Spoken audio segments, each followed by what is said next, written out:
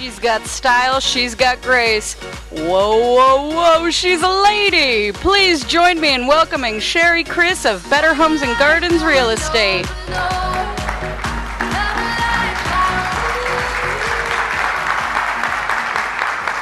Good morning, everybody.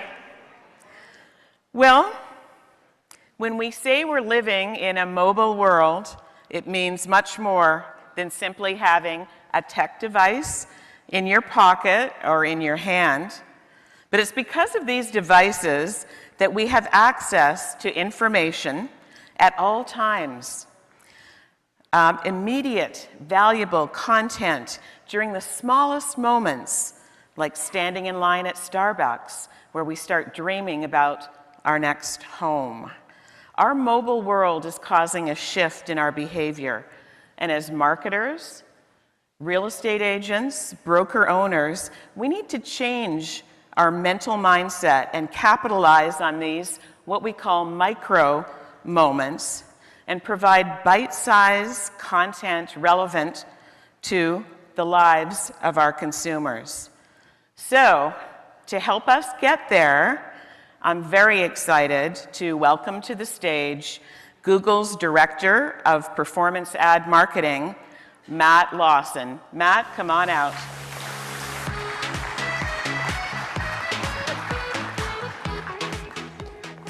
Thank you so much, Sherry. You're welcome. Good morning. My name is Matt Lawson. I'm the Director of Ads Marketing for Google, and I'm so excited to talk to you today about two of my favorite topics, the intersection of mobile and consumer behavior. And as marketers, when the topic of mobile comes up, we kind of let out that little groan and say, I've got to think about building a mobile app, publishing a mobile site, integrating location and contextual data, and it almost makes your head spin. But I'm here to argue today that winning in mobile isn't about thinking like a technologist. To win in mobile, increasingly, we need to start thinking like psychologists, start thinking like ethnographers.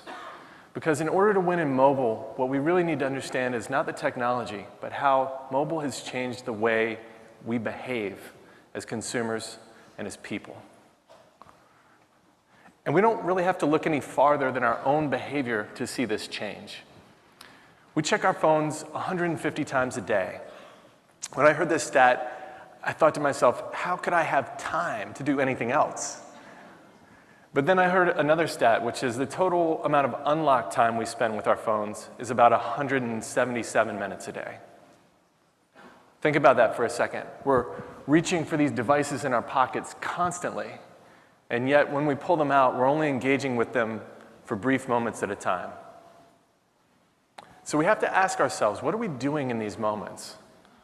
Well, sometimes we're texting a spouse or just trying to check up on our friends. And across those types of moments, because we're not reaching out to engage with a brand or an agent, if you try and advertise to us or reach us, we can tune you out with just a swipe. But then there are moments when we're reaching out for help. We want help informing our choices, help making decisions.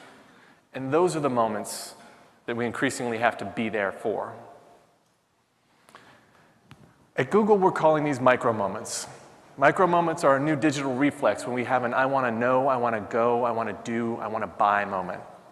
And it's these intent-rich moments that are critical for you as advertisers to be there to win. Because these are the moments when people's decisions are being made and preferences are being shaped. But I don't want you guys to have to take my word for it.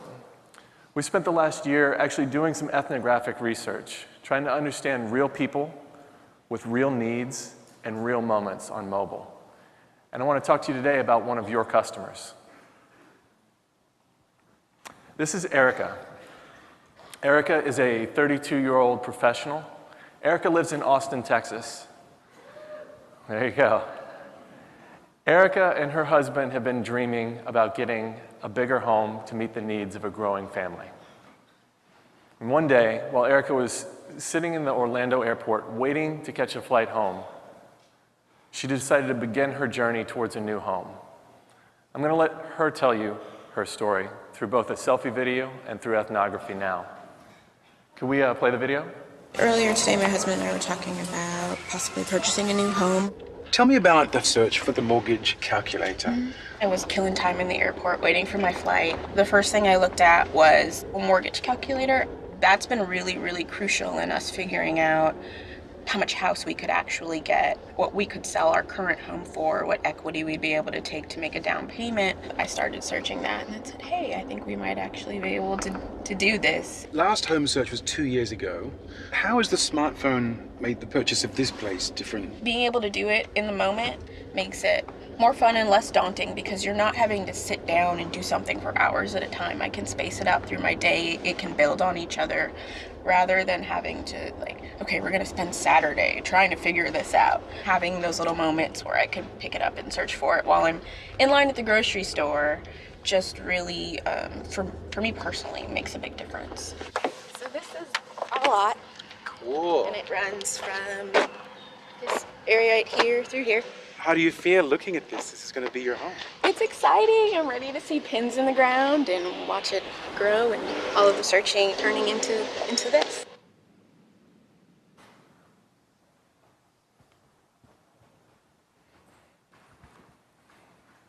So that was Erica's story. And what I love about this story is she talks about how her behavior has changed. She bought a home 2 years ago, and when she did, she and her husband actually used to sit down at the kitchen table for 2 or 3 hours each weekend and research their options. But today, that's not how Erica behaves. She doesn't have time for long, uninterrupted sessions of research. Instead, she has moments. She has moments while waiting in line at the grocery store, waiting to pick her kids up from soccer, waiting for a flight in the Orlando airport. And so Erica uses stolen moments throughout her week to keep her dream of owning a new home alive. And Erica's not alone.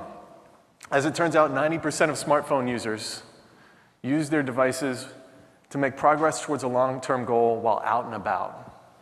And when we talk about long-term goals, this is anything from buying a car to buying a house to even pursuing an advanced degree. And what's fascinating to me about this behavior, moving from kind of long sessions to spurts of activity, is it's not just mobile that's being impacted. Mobile is a part of the fabric of our everyday lives now, so it influences everything that we do, whether it's mobile or desktop, online or offline. We took a look at data from Google Analytics, which is our website analytics tool. So millions of websites have contributed data that we can see, many of them real estate websites. And what we found was interesting. As the total number of visits on the web, and specifically visits on mobile, has risen, people are spending less and less time per visit on websites. And that's across mobile and desktop. So while we engage with our phones in the moment, we're increasingly starting to do this on our desktop visits as well. And it's because we're informing our decisions along the way that we're able to get in and get out, get exactly what we need, and make our decisions faster than ever before. In many ways, mobile has become the footsteps that leads people to your desktop site or even to your open house. And so, as marketers, it's critical for you guys to think about connecting the dots for your customers. Because we're not sitting down in dedicated research sessions on the web, the consumer journey, the path to purchase a new home or to rent an apartment, has become fragmented into hundreds of these micro moments. So as marketers, as advertisers, you need to think about connecting the dots for them.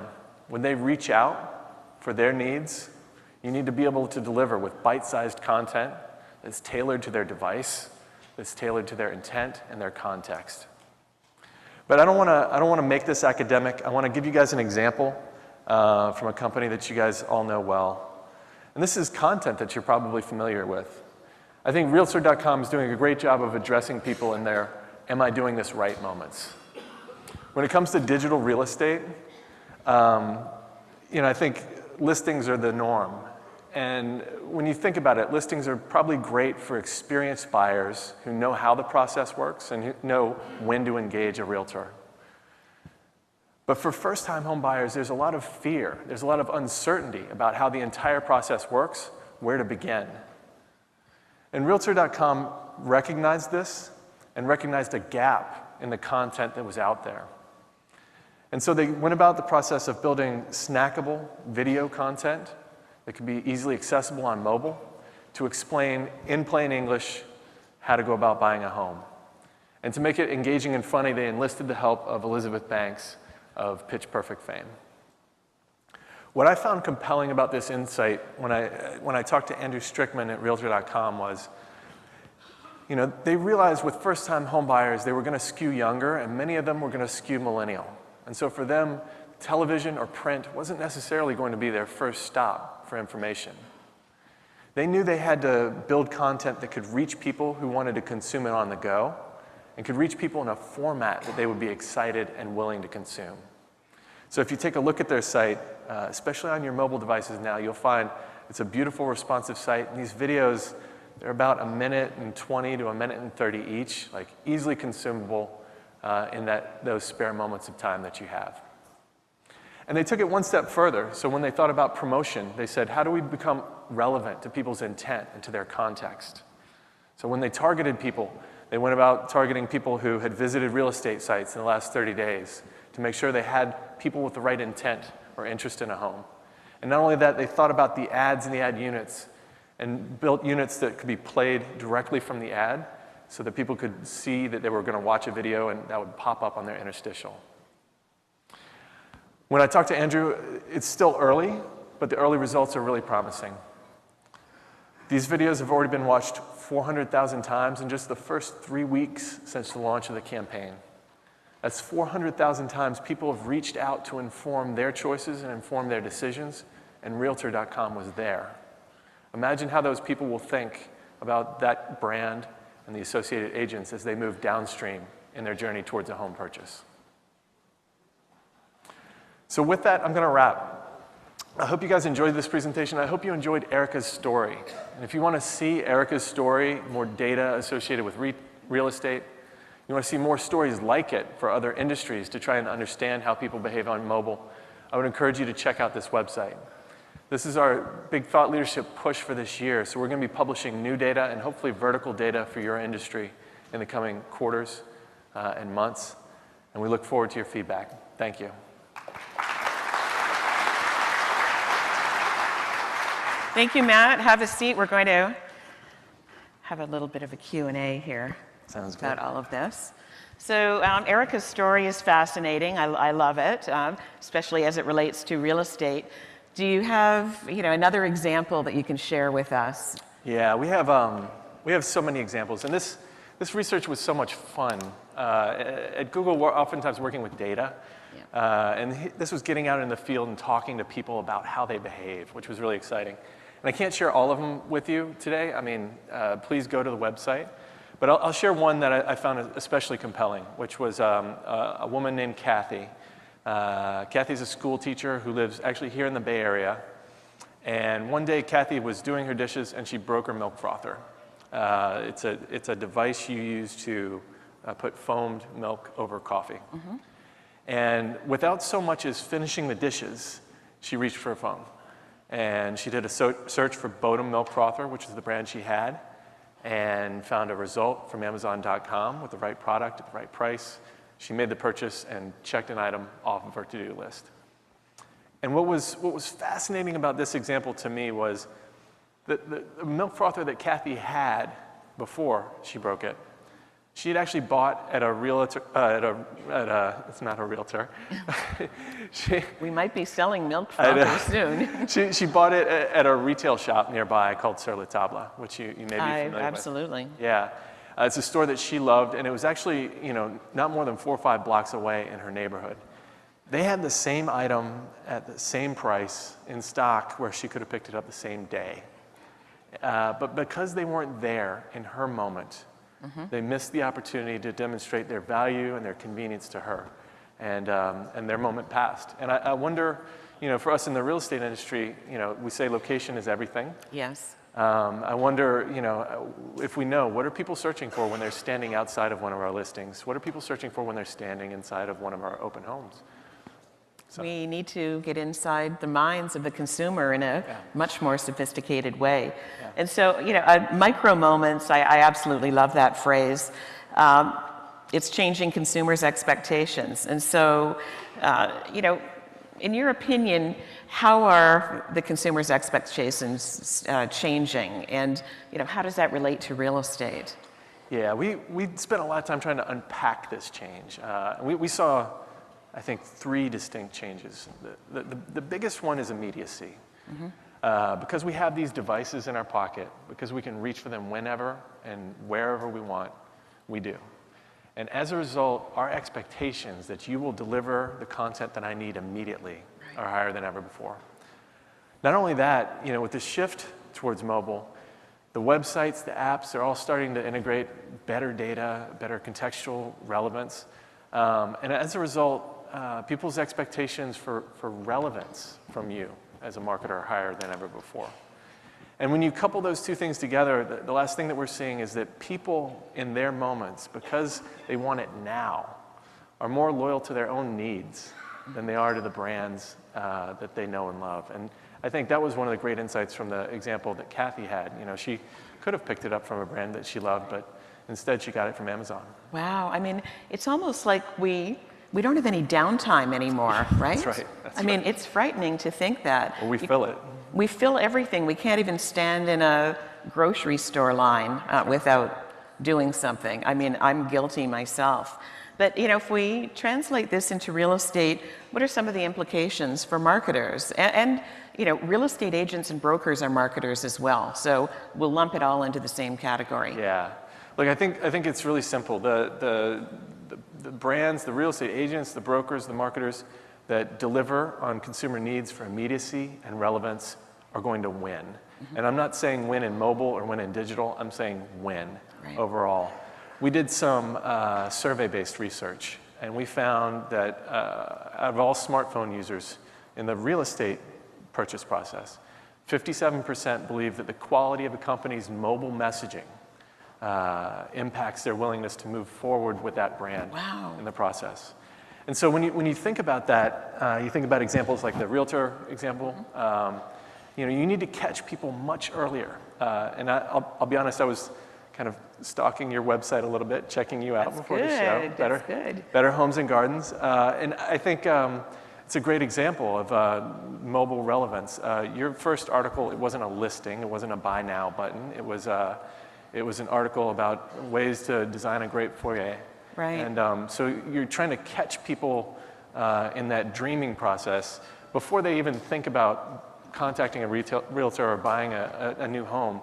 You know, when they're thinking about what can my home look like, what kind of place do I want to live in? Well, that's exactly why we did that. And you know, we believe that catching the consumer in the dreaming phase is essential moving forward, because you want to catch them before they're even thinking of really, you know, going out and starting looking at homes. And providing good quality content in a mobile environment is so important. And of course, we used to say mobile enabled. You know, our site was mobile enabled. Now it's mobile first, isn't it? Everything is. It has to be. Yeah. Especially as the younger cohorts come through. You've got to expect that that's how they actually engage with your brand. That's how they get to know you over time. Well, one final question, Matt, and you know, when is the shift? You know, when are we going to go over the hill, so to speak, and everything will be mobile? Yeah. So a lot of people ask about the mobile crossover point, and we're a little bit cagey with that data. So But you have it, though. We have it. You know, so we announced that mobile just exceeded desktop in aggregate in 10 countries around the world, including the United States and Japan, just a little bit earlier this year.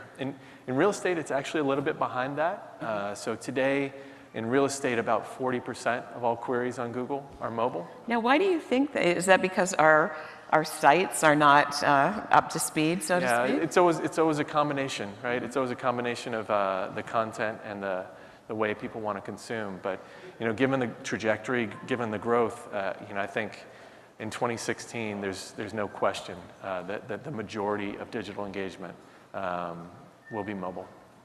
Okay, so folks, go back to your offices, redesign your sites, and capture those consumers at a much earlier stage. Matt, thank you very much. This was very informative, and I appreciate you being here with us today. Give them a hand. Thank you. Thanks.